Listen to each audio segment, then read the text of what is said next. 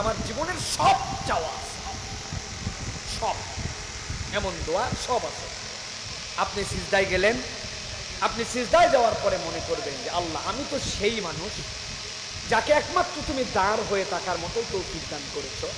পৃথিবীর কিছু প্রাণী আছে রুকুতে, কিছু আছে সিজদায়, আর মানুষ একমাত্র দাঁড়াতে পারে, সেখান থেকে রুকুতেও যেতে পারে, সিজদাও যেতে পারে। আমি সবচেয়ে দাঁড়ানোর ক্ষমতা দিয়ে দিয়েছিল, এখন আমি সিজদায় গেছি। আল্লাহ আমি সবচেয়ে নিচে হইলাম, হওয়ার পরে এখন ঘোষণা দিচ্ছি সুবহানা রাব্বিয়াল আ'লা, সুবহানা রাব্বিয়াল আ'লা, সুবহানা রাব্বিয়াল আ'লা, আমার রব সবচেয়ে উপরে।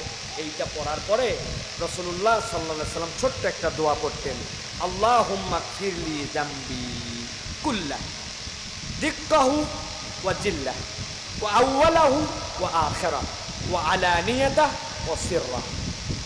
কি বলতেছেন আপনি?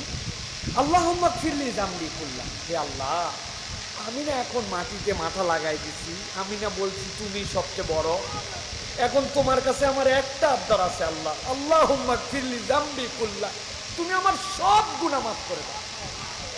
এরপরে বলতেছেন দিক্কা ওয়া জিল্লা, দিক্কা মানে কি? ছোট থেকে ছোট, মানে আমি গুনার মধ্যেই ধরছিলাম না, এরকম গুনাহ আমার আছে, কিন্তু আল্লাহ সব গুনাহ মাফ করবে, ছোট থেকে ছোট দিক্কা।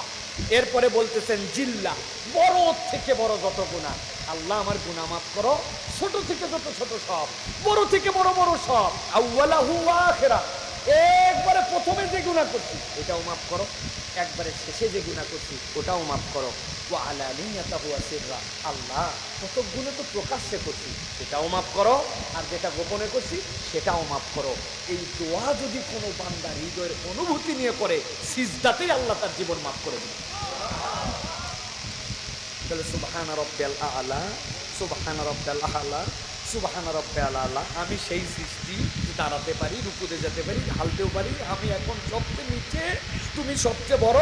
আল্লাহুম্মা গফিরলি যামবি কুল্লা দিক্কাহু ওয়া জিল্লা ওয়া আউওয়ালাহু ওয়া আখিরা ওয়া আলানিয়াতাহু ওয়া সিররা।